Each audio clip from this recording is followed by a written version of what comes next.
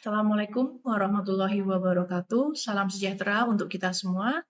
Perkenalkan, saya Almira Santi Samasta, SEMM.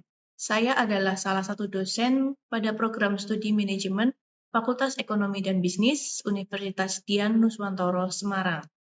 Pada kesempatan kali ini, izinkan saya menampilkan video mengenai RPS dan video pembelajaran mata kuliah manajemen keuangan sebagai salah satu syarat kelengkapan proses sertifikasi dosen tahun 2025. Pada RPS, mata kuliah manajemen keuangan ini menginstruksikan atau berisi informasi bahwa memiliki bobot 3 SKS, kemudian dilaksanakan pada semester 3. Dosen pengembang RPS dan koordinator rumpun mata kuliah adalah Bapak Dr. Heri Subagio, SEMM, dan Ketua Program Studi Manajemen adalah Bapak Dr. Mahmud, SEMM. Untuk capaian pembelajaran yang dapat kami atau dapat saya sampaikan adalah mahasiswa mampu memahami dan mampu menjelaskan tentang konsep dasar, tugas, fungsi, dan tujuan manajemen keuangan. Kemudian yang kedua, mahasiswa mampu memahami dan menganalisis kinerja keuangan dengan berbagai ukuran kinerja finansial. Kemudian mahasiswa mampu memahami, menjelaskan konsep dan menghitung kebutuhan modal kerja. Mahasiswa mampu memahami konsep kas dan surat berharga. Mahasiswa mampu memahami dan menjelaskan kebijakan piutang. Mahasiswa mampu memahami dan menjelaskan konsep dasar persediaan. Mahasiswa mampu memahami konsep tentang nilai waktu dari uang. Serta yang terakhir adalah mahasiswa mampu memahami dan mengambil keputusan dalam penganggaran modal. Sehingga untuk deskripsi singkat dari mata kuliah ini adalah mahasiswa atau mata kuliah ini mempelajari prinsip pengelolaan dan pengambilan keputusan di bidang keuangan jangka pendek dan pengambilan keputusan pada aktiva tetap. Dengan materi pembelajaran atau pokok pembahasan adalah yang pertama yaitu konsep dasar manajemen keuangan yang meliputi ruang lingkup tugas, fungsi, dan tujuan manajemen keuangan.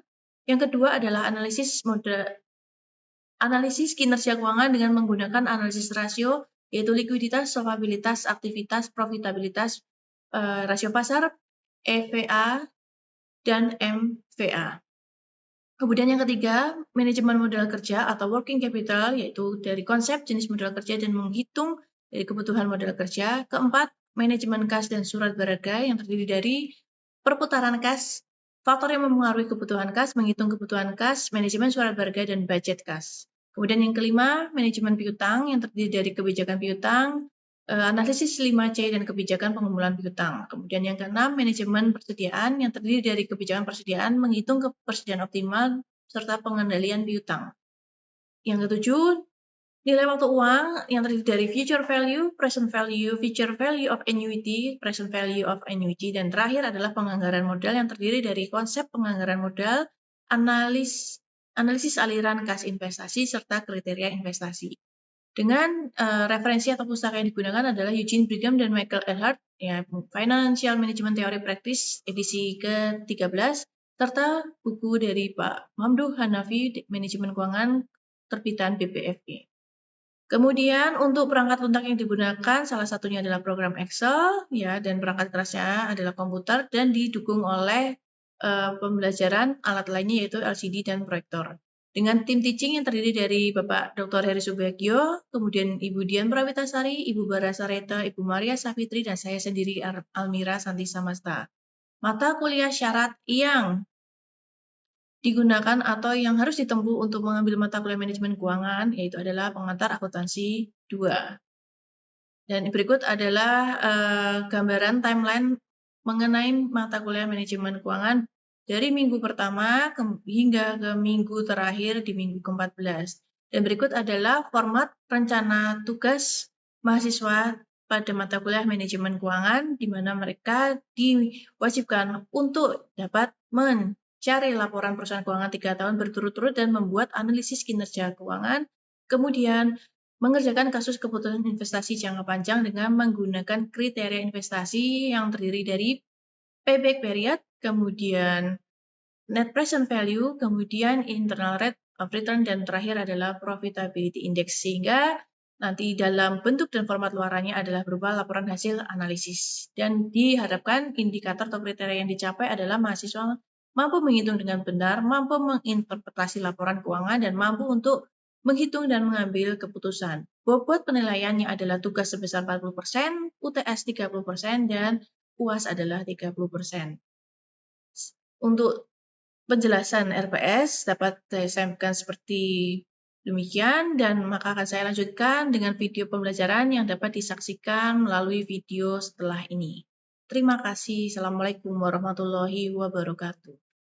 Assalamualaikum warahmatullahi wabarakatuh. Waalaikumsalam warahmatullahi wabarakatuh. Selamat pagi semua. Bagaimana kabarnya? Baik. Masih semangat ya, nanti kalau udah siang baru lemas ya. Oke. Jadi pada pertemuan hari ini sesuai dengan apa yang sudah kalian lihat, nanti kalian akan mempelajari mengenai analisis laporan keuangan. Ya, dimana sebelumnya bahwa kalian telah mempelajari di minggu lalu itu adalah mengenai konsep fungsi manajemen keuangan sama manajemen keuangan. Masih ada yang ingat materinya? Masih ya. Pertama Mbak masih ya. Kalau Mas gimana Mas? Masih doang. Oke, jadi dari minggu lalu yang sudah kalian pelajari setidaknya yang semoga diingat itu adalah kalian mempelajari mengenai konsep, fungsi, kemudian lingkungan dari manajemen keuangan. Ya, terutama fokusnya yang perlu kalian ingat sebenarnya tugas dari manajer keuangan, karena di mata kuliah ini kalian mempelajari tentang manajemen keuangan. Jadi apa yang kira-kira bisa kalian sampaikan setelah mempelajari dari minggu lalu mengenai tugas dari manajer keuangan?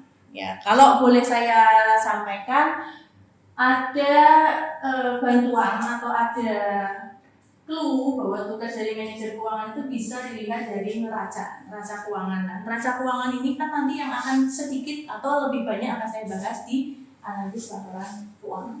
Nah, kalau menganut pada persamaan akuntansi yang seperti sudah kalian pelajari minggu lalu, itu kan persamaan akuntansi itu adalah aset sama dengan ekuitas.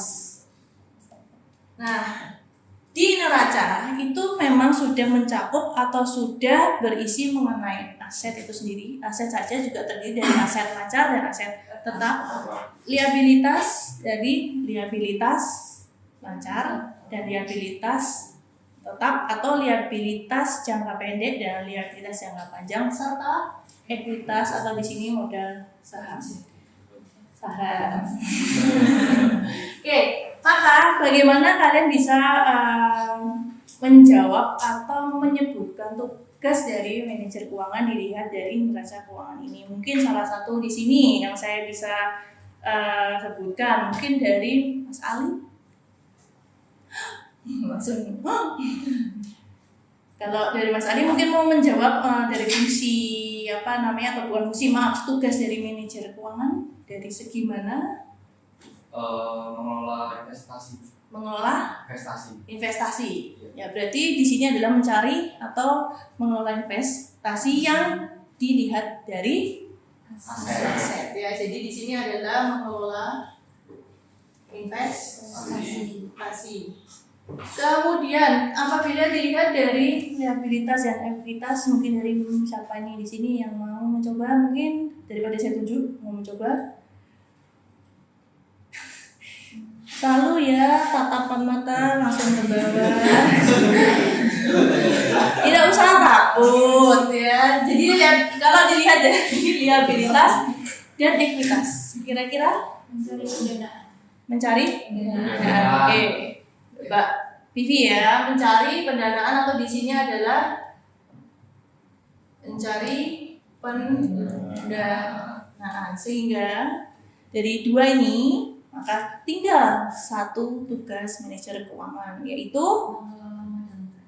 mengelola modal kerja. Mengelola modal kerja ini adalah bagaimana dari pendanaan yang sudah dicari atau bagaimana mereka menggunakan antara baik hutang maupun ekuitas ya yang dijadikan sebagai bagian untuk berinvestasi, ini diolah atau dikelola di dalam yang namanya modal kerja. Nah, ini nanti pun pada saat pengelolaan modal kerja, investasi maupun pendanaan itu akan ada di materi-materi selanjutnya. Di laporan keuangan perusahaan itu terdiri pasti dari 1, 2, 3, 4, 5 ya. Terdiri dari neraca, laporan rugi, laporan saldo laba atau perubahan ya, laporan perubahan saldo laba, kemudian laporan arus kas, dan yang terakhir adalah laporan catatan atas laporan pasti akan terdiri dari 5, 1, 2, 3, 4, 5 kali. Nah, kita masuk yang pertama dulu di neraca. Kata lain dari neraca. Ada yang bisa menjawab? Kata lain dari neraca.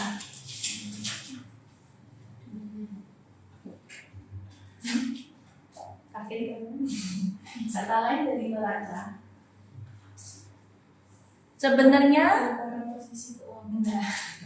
Sebenarnya sudah ada di situ posisi keuangan. Jadi istilah lain dari neraca itu adalah posisi keuangan perusahaan. Ya, jadi di neraca itu nanti kalian akan melihat posisi keuangan yang digambarkan dari aktiva atau asetnya, hutang atau liabilitasnya, dan modal atau ekuitas pada periode tertentu, karena di laporan keuangan itu akan keluar terbit setiap tahun. Jadi kalian lihat di situ periodenya 2000 berapa yang saya sampaikan ke Polino kalian ini adalah 2023. Ini 2000 berapa? 25 ya. Jadi 2023 sudah ada, 2004 sepertinya sudah keluar atau belum, khususnya kok belum. Sudah ya. Ini udah tengah tahun kali ya. Kalau saya kemarin dari awal tahun belum soalnya ya. Jadi tengah tahun ini sudah ada. Nah, kalau besok penelitian, kalau butuh 5 tahun ya berarti kan 2000 ini ya, yang sudah ada ya pastinya 2023, 22, 21, 20, 19. Kalau kalian besok TA ya 2024 pastinya sudah ada ya, tinggal diundurkan, saya diurutkan saja gitu ya. Nah, nanti kalian bisa lihat per tahunnya sudah disampaikan di sana. Kemudian di laporan laba rugi. Nah, laporan laba rugi itu menunjukkan dari penjualan yang dilakukan oleh perusahaan, beban biaya atau beban produksi yang dikeluarkan oleh perusahaan, kemudian pendapatan yang diterima dan dikurangi nanti dengan pajak, sehingga akhirnya adalah menghasilkan laba bersih. Ya. Setelah itu salah? Bukan. Setelah itu ada laporan perubahan laba. Ya kan, bisa lihat di sini menunjukkan perubahan laba yang ditahan selama periode tertentu, terutama bahasanya return earning ya, yang lainnya itu return earning. Jadi laba ini nanti akan digunakan untuk kebutuhan pengembangan perusahaan atau nanti akan dibagikan dalam bentuk dividen. Ya. Kemudian ada laporan arus kas. Nah, laporan arus kas ini sebenarnya menjelaskan tentang tugas manajer keuangan yang tadi. Jadi nanti ada arus kas dari segi operasional atau di situ modal kerja. Kedua nanti adalah laporan arus kas dari pendanaan, dan yang terakhir adalah arus kas dari investasi. Menjawab semua pertanyaan mengenai tugas dari manajer keuangan. Dan yang terakhir catatan atas laporan keuangan. Lah, itu catatan itu yang isinya kata-kata dari awal sampai akhir. Yang tentang di deskripsi perusahaan, terus nanti misalnya sahamnya, terus nanti misalnya pemegang sahamnya, direksinya, semua ada di situ. Di catatan, karena nanti akan dibutuhkan, oh ini dapatnya dari mana, kalian bisa lihat dari catatan. Ya, yang bikin banyak itu adalah catatan. Maka kita lanjut. Nah, ini adalah link ya, atau di sini kalau kalian tadi bisa ambil dari materi yang saya berikan, ini adalah link untuk file laporan keuangan. Kira-kira laporan keuangan perusahaan apa yang saya ambil? IJPP. Apa itu IJPP? Indofood. Apa yang diproduksi oleh Indofood? Apa yang dihasilkan oleh Indofood?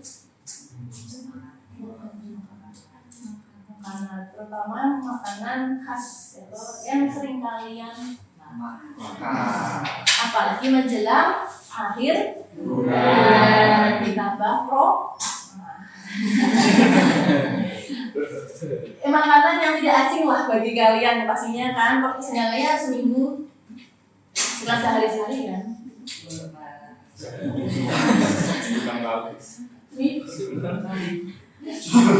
Luar biasa. Seminggu lepas. ICBP di sini adalah Indofood.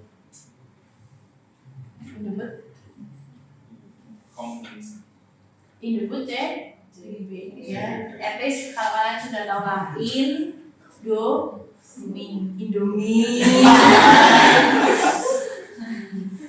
Makanya saya bilangnya adalah makanan yang tidak asing bagi kalian, terutama mahasiswa di akhir Indomie. Jadi kalian makan Indomie, ya, itu dibikin itu laporan keuangannya. Akhirnya jadi kalian beli Indomie, kalian menyumbang bagi ini.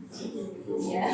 Oke, sudah dibuka ya untuk apa laporan keuangannya. Jadi setidaknya kalian bisa ngikuti apa yang sudah saya sampaikan atau saya berikan di PowerPoint ya. Maka di sini saya mulai dari awal, kita masuk ke neraca. Ya, saya masuk ke neraca. Di sini neraca isinya kalian bisa lihat tadi aset. Aset terdiri dari aset lancar dan aset tidak lancar.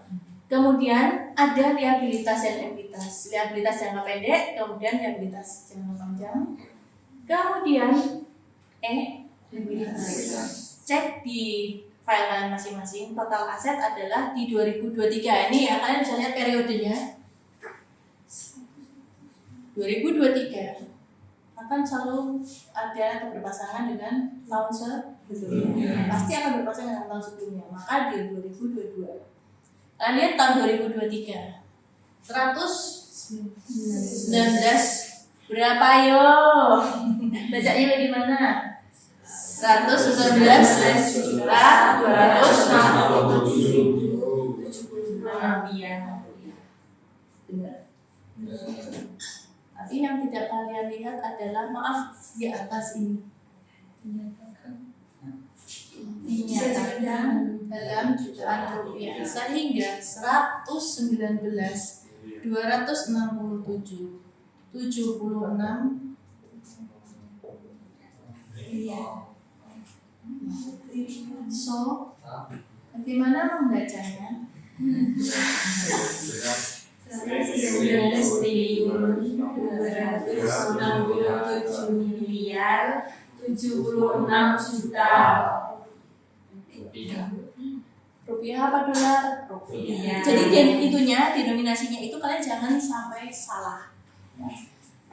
Karena hati-hati besok kalau udah pengolahan data, hati-hati. Ada yang langsungan. Jadi disajikan dalam rupiah penuh, yaitu berarti segini. Tapi ada yang dijadikan dalam jutaan rupiah, ya hanya sampai di sini saja penulisannya. Karena untuk menghemat tempat, atau memang untuk di sini sesuai dengan kriteria. Karena apa? Kalau kalian salah kadang nanti untuk membagi ada perkara lain untuk membagi kalian salah, terutama nanti bagian pada saat EPS earning per share. Padahal earning per share itu dalam bentuk penuh. Kalian bagi misalnya 19, 267, 076 dibagi dengan jumlah saham misalnya. Karena harusnya tertulisnya adalah 119 triliun 267 miliar 76 juta. Cek liabilitas 57, ekuitas 62, sama tidak? Sama totalnya kan? Total liabilitas dan ekuitas sama, yaitu 119 triliun 267 miliar 76 juta. Maka tadi sama seperti yang saya katakan di awal. Aset sama dengan liabilitas plus ekuitas. Kalau nggak balance, bersalah. Akhir tahun bagian keuangan, bagian akuntansinya gulung koming ya. Dan ada kaki jadi kepala jadi kaki. Bagaimana caranya? Harus balance. Makanya namanya posisi keuangan. Kan tahu kan neraca adalah seperti timbangan ya. Saya jadi malah enggak gambar ya.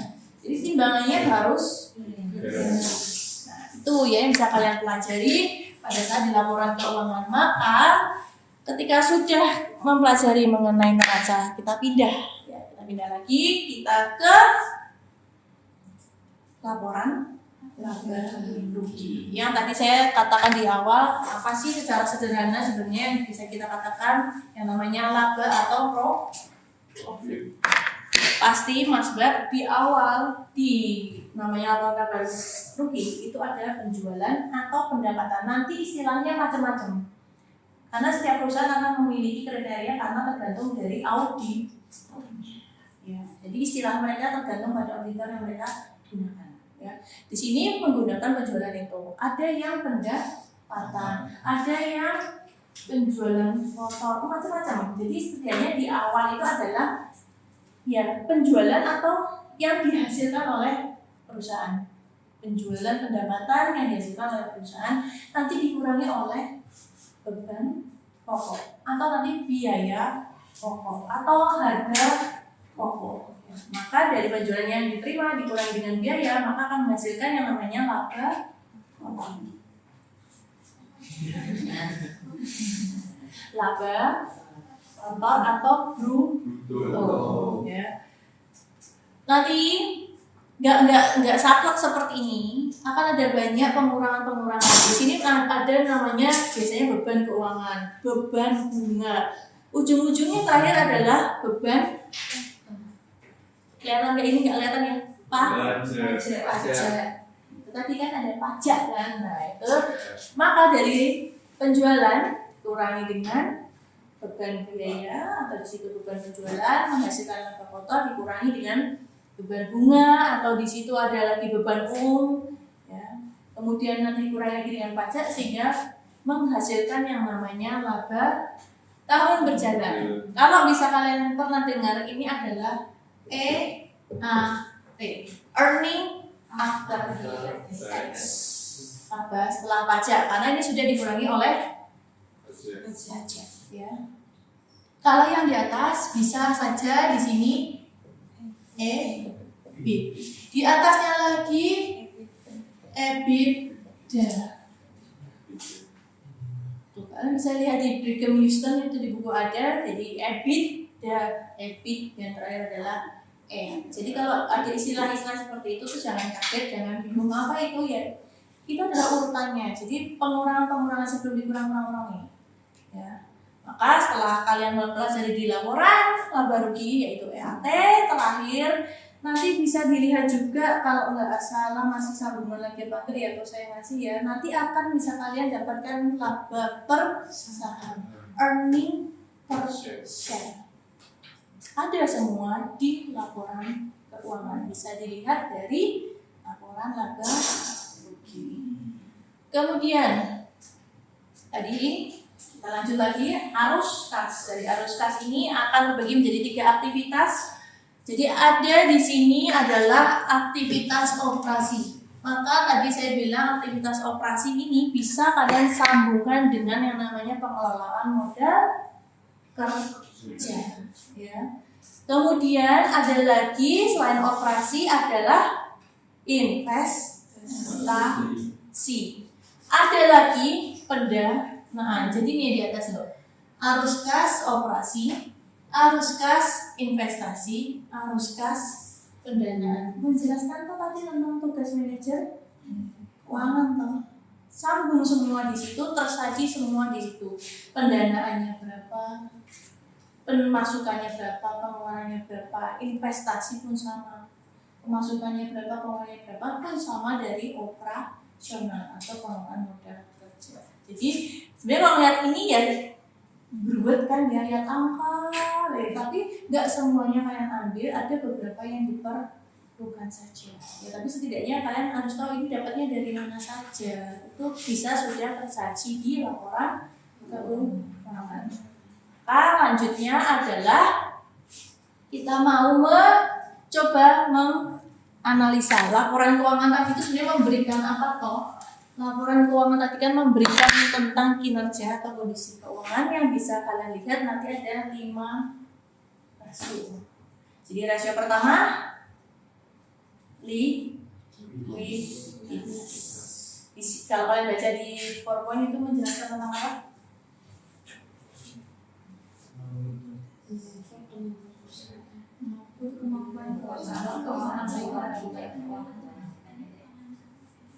Kemampuan perusahaan untuk memenuhi kewajiban jangka pendek atau utang jangka pendek. Ya, utang jangka pendek di dapat dilunasi sudah pertanyaan. Ini kondisi keuangan perusahaan itu gimana? Kok sampai keuangan jangka pendek saja mereka tidak bisa melunasi, sudah tanda-tanda. Maka kalian bisa pahami nanti untuk likuiditas rasio itu rumusnya atau rasionya apa saja. Kemudian ada leverage rasio. Di sini adalah bagaimana perusahaan belanja dengan hutang. Jadi pas pendanaan perusahaan kan tadi antara menggunakan hutang atau modal saham. Nah, jadi di sini kan melihat aset yang dimiliki oleh perusahaan itu kebanyakan didapat dari hutang atau modal saham atau dua-duanya. Maka yang ketiga ada rasio aktivitas atau activity ratio. Di sini menggambarkan tingkat efisiensi dan penggunaan untuk menghasilkan keuntungan. Ya, jadi kalian bisa lihat. Maka yang keempat, nah ini biasa sering muncul adalah profit.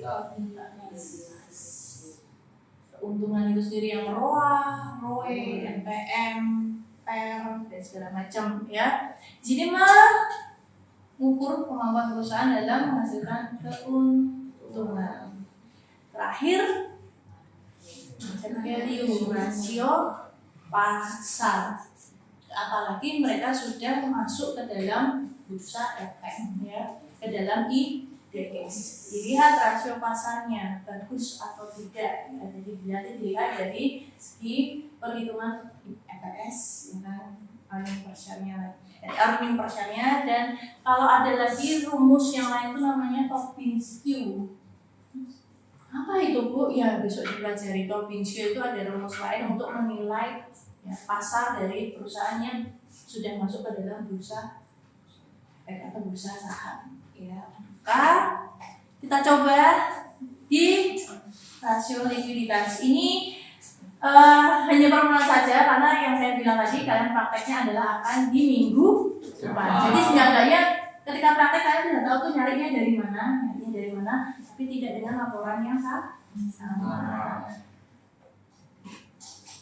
Apa yang ingin ditanyakan ya, bisa ya kontak ya, WA, chat, atau bertemu langsung kalau kalian tidak paham mengenai perhitungan-perhitungan yang sudah saya sampaikan ini. Karena kan kadang, Bu ini istilahnya apa? Bu ini istilahnya apa? Ya, nah maka sebelum saya tutup, adakah pertanyaan? Tidak ada, cukup? Yakin? Atau saya yang bertanya? Atau saya yang bertanya? Bagaimana? Karena kalau tidak nanti ujungnya adalah seperti ini ya Mas.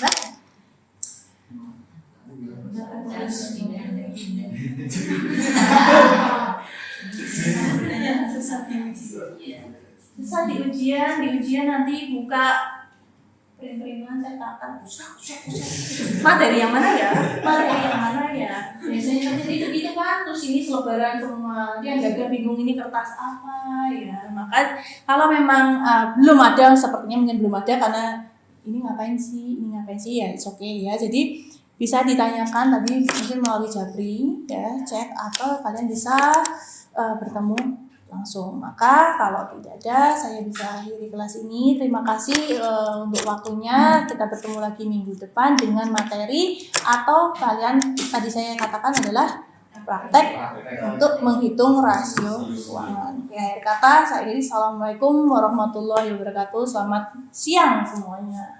Waalaikumsalam warahmatullahi wabarakatuh.